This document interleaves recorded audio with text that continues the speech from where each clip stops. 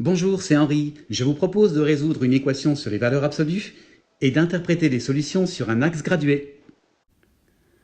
Nous allons résoudre analytiquement l'équation suivante. Valeur absolue de 2x moins 6 est égale à valeur absolue de x plus 3. Puis, nous allons interpréter sur un axe gradué les solutions. Voici un rappel du cours très important pour la résolution. Valeur absolue de a égale valeur absolue de b, si et seulement si a égale b ou a égale moins b. Ainsi, la valeur absolue de 2x moins 6 est égale à la valeur absolue de x plus 3 si et seulement si 2x moins 6 égale x plus 3 ou 2x moins 6 égale moins, entre parenthèses, x plus 3. Après résolution de ces deux équations, nous trouvons x égale 9 ou x égale 1. Ainsi, il y a deux solutions à cette équation. Interprétons cette équation sur un axe gradué. La valeur absolue de 2x moins 6 est égale à la valeur absolue de x plus 3, si et seulement si, nous allons mettre 2 en facteur, valeur absolue de 2 facteur de x moins 3 est égale à valeur absolue de x plus 3. Or, valeur absolue de a fois b est égale à valeur absolue de a fois valeur absolue de b.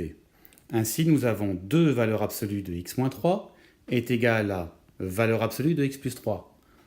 Autrement dit, 2 fois la distance de x à 3 doit être égale à la distance de x à moins 3.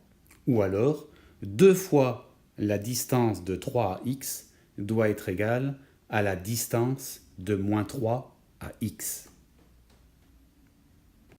Autrement dit, la distance entre moins 3 et x doit être le double de celle entre 3 et x. Nous allons compléter l'axe gradué. Plaçons moins 3 et 3 sur cet axe gradué. La solution x égale 1 est facilement décelable car entre 1 et 3, il y a 2 d'écart et entre moins 3 et 1, il y a 4 d'écart. Nous voyons bien que sur l'axe gradué, la distance entre moins 3 et 1 est bien le double de la distance entre 1 et 3. La deuxième solution est beaucoup plus difficile à déceler. Alors on va se servir de la résolution auparavant pour tester qu'il y a bien une deuxième solution.